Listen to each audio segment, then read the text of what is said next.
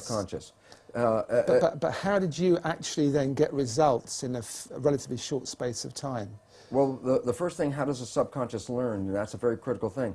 The conscious mind can learn from reading a book. So the subconscious mind can read a self-help book, and you go, wow, that sounds really great. And then you find you read the book, but your life is still the same.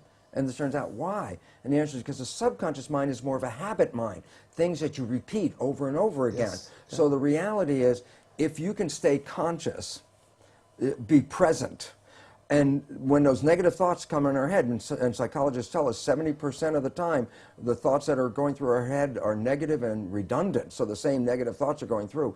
If you could stop those thoughts, if you could hear them as they come through, like, oh, that's not going to work, or this will never happen, those kinds of thoughts. If you can hear them and stop them consciously, say, no, change the belief right there, just give the more positive thing.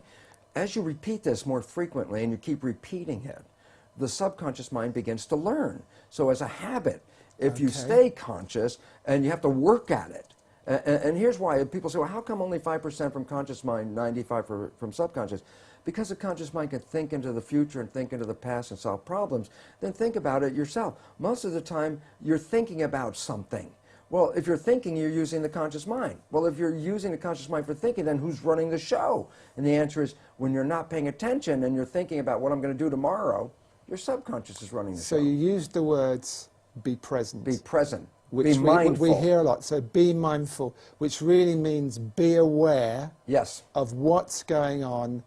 So you get an automatic reaction, you're aware of that, and you say, I don't want to go there, that's an old pattern, and you look at a new way to be in that situation. Exactly. And you have to repeat it over and over again, because if you think, well, I got mad at myself yesterday because I repeated that same stupid thing, and I got mad again today because I repeated the same stupid thing, and then people give up because they get frustrated. And it's like, no, it's a habit.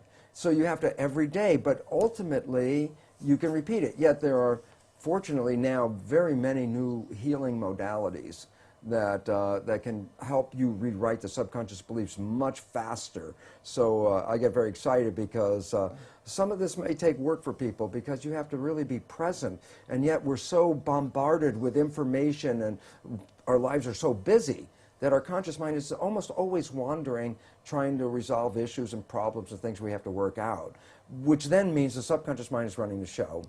And it's very interesting, because most people will be very familiar with this story. I tell it to my audiences and they all laugh because they're familiar with it. And I say, look, you have a very close friend. You know your friend's behavior. And you happen to know your friend's parent. And at some point you see that your friend shares the same behavior as their parent. So you casually volunteer, you go, you know, Bill, you're just like your dad. And that's when you have to back away from Bill, because Bill's the first guy that says, how can you compare me to my dad? And everyone laughs because they're familiar, but I say, no, there's two very profound points from that one story, and profound point number one. Everybody else can see that Bill behaves like his dad. He got his programming from his dad. It's only Bill who doesn't see it. And profound point number two, we're all Bill, because all of us got programming, and all of us operate with these programs, and we don't even see we're doing it, that we, even when told we're doing it, will deny that we do these behaviors because we don't even see when we're doing it. That's why it's called subconscious, below conscious. Because you went from, and I'm quoting from your book, wanting to be anyone but me, to being, I think you quote yourself as the happiest man in the world. You felt so happy. Oh my gosh. So you proved that this can work. Well, I had to, because I said when I first started talking about it, it was from an academic, conscious point of view. This is what I learned. But my subconscious programs were still exactly the same. So, well, I had this wonderful knowledge. My life still wasn't anything I wanted to brag about, because it wasn't. And as you know, that old game, well, who would you like to be? And I could think of anybody I'd rather be than me. And yet, when I started to apply the new science and rewrite the subconscious so it supported me rather than the programs of limitation or disempowerment that we get from our parents and our community as children, which almost all of us get. When I put in the new programs, all of a sudden I started to find, my goodness, my life completely turned around. All wonderful things started happening in my life. I was healthier. I haven't been to a doctor in 20 years. I don't need that. I don't take any of their drugs. Why? Because most of the illness is just from the stress of not living in harmony. And when you learn to get rid of the limiting programs that we got as children and put in programs that support you, guess what? Then all of a sudden the place turns into heaven. And it's interesting, people, I tell people, well, you create your own life, and then they look around and go, I don't want responsibility for this, but I say, well, you didn't know you were creating with these unconscious beliefs. And yet then I tell people, especially people that have fallen in love, and the people have fallen head over heels in love, I say, go back to that time when you first fell in love. Let me ask you a question. Were you healthy? And oh yeah, I was healthy as anything. I said, did you have energy? I said, oh, I had so much energy, made love for days in a row without even eating. And I go, yeah, and I go, and how was life for you? It was so exciting. I couldn't wait for the next day. So I said, in this little period that that I refer to as a honeymoon, I say, wasn't life like heaven on earth? And they go, well, yeah. And I go, that was not an accident. That was an actual creation. And you say, but what was different that made life so heaven on earth during love? And the answer is, because you become very self-conscious of yourself. You don't rely on the habits. The day before you meet this person, you're going to go on a date. I say, especially to women, I say, how long did it take you to get dressed? And they say, well, it was 15 minutes and I was out of the house. And then I say, now, tonight, you're going to go on a date with this person who has just rocked your world. And I say, how long did it take you to get dressed? It's like, my God, it may take an hour or two. And I say, yesterday, 15 minutes, today, an hour or two. What's the difference? Yesterday, I got dressed by habit, because I get dressed every day. Yeah. But tonight, I am looking in the mirror, meaning I am self-conscious. I am making sure that I represent myself to be the best individual I can be. And when both parties are not relying on the habit, and both of them are saying, I'm creating the best I can be, they're living in the moment of the now, they're being very mindful, they're being very present, and guess what? Heaven on earth is created. But unfortunately, life gets busy. It's hard to stay present. And they're meeting as well. They're truly meeting. Oh, yeah, yeah. Which is also very rare, unfortunately. Well, and why is that important? Because it did demonstrate that you did create this period, and it's available to you all the time if you knew how not to get stuck in the old habits. Well, one of the things that I really found fascinating in your book is the fact we all have approximately 50 trillion cells in our body, and these cells are all self-sufficient. They have their own memory, they have their own immune system, and in fact you also go on to say that for 2.75 billion years there was only one-celled organisms alive on the planet. Yeah, and the nature is, as the single cell evolved to be the most intelligent it could be, it ran into a physical limitation because intelligence is physically tied up with the membrane or skin of the cell. You can only have so much membrane. So evolution apparently stopped. It was like 2.5 billion years, just these single-cell organisms. Then it said, well, how can you have more evolution? The answer is cells decided to come together in community, because when cells come into community, they share awareness. So there's more awareness with 10 cells than there is with one cell. And there's more awareness with 1 million or 1 billion or 1 trillion. So when you look at a human being, while we see ourselves as single entities, the truth is we are made out of 50 trillion amoeba-like cells. And so our body is this giant community. And what makes it very exciting, as you mentioned, is, well, in my own work with cloning cells, I can take a cell out of your body and it could live outside of you. Why? It has its own intelligence. It has essentially every function in your body is present in a cell. So my 7-year-old vision manifests to be true when I got older, to realize cells are miniature people.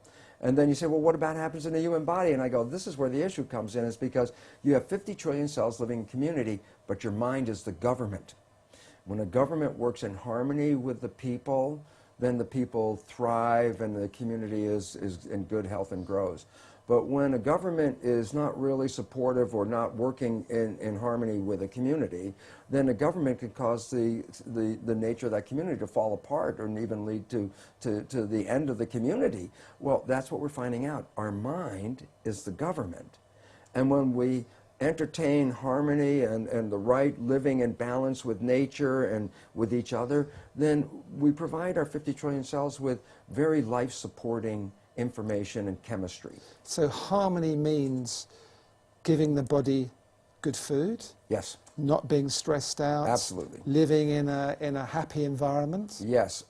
Basically it says, it's as I said, when I had my petri dish of cells, if I put it from a healthy environment to a bad environment, the cells got sick. But you didn't have to give them drugs. But all you did is take the dish from the bad environment and put it in a good environment. And the joke, which I like to tell people, is, well, this happens in a plastic petri dish, but guess what?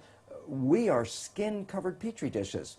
Underneath our skin is 50 trillion cells living in a dish, and the culture medium is the blood. And so when I change the culture medium in a plastic dish, I change the fate of the cells. And I say, well, then what controls the culture medium? My blood, the chemistry. And the answer is, my thoughts influence my brain, and the brain releases chemistry that matches my thoughts. So when I'm in stress or I'm afraid of the world, I release different chemistry into the blood than if I open up my eyes and I find myself in love. I release completely different chemistry. And it's like, well, all I have to ask an individual is, how do you feel when you're in total love, or how do you feel when you're in fear? And the answer is, well, I feel totally different. And guess what? All the cells are bathed in that chemistry. And so the feeling of love produces totally different chemistry in the blood, chemistry that supports growth and healing of the body and supports the immune system. And in contrast, when we perceive reasons to be afraid and we release stress hormones into our body, we actually shut off the growth mechanisms and the immune system to save the energy. Why? Because if you believe you're going to have to run from that lion, you want all the energy available to run from a lion. So when a person is in stress, they allocate their energy reserves for fight or flight, but take it at the expense of the health of the system, the immune part of the system. And so the more stress you're under, the more bad chemistry, in a sense, of not supporting you that you experience. And it was a very important point. In our evolution, stress or fear was not the mainstay of life. The mainstay of life was to be happy and live in the harmony of the environment. Every now and then a saber-toothed tiger would come. Okay, now it's time to be stressed out. Now it's time to run. But the point is, once you escape from the saber-toothed tiger, in the old days, then it's like, oh, back to health and harmony. And I say, well, what about today's world?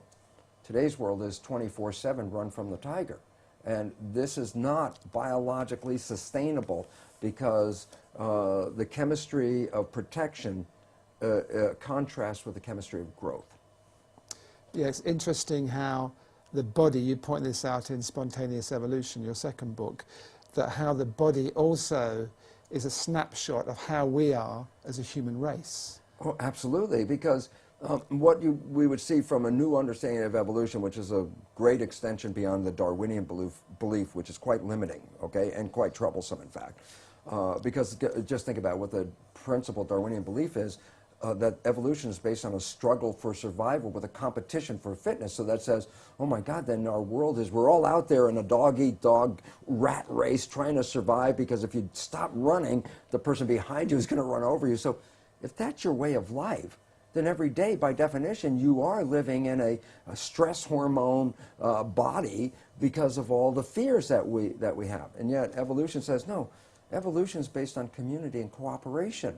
A body has 50 trillion citizens. They live in harmony with each other.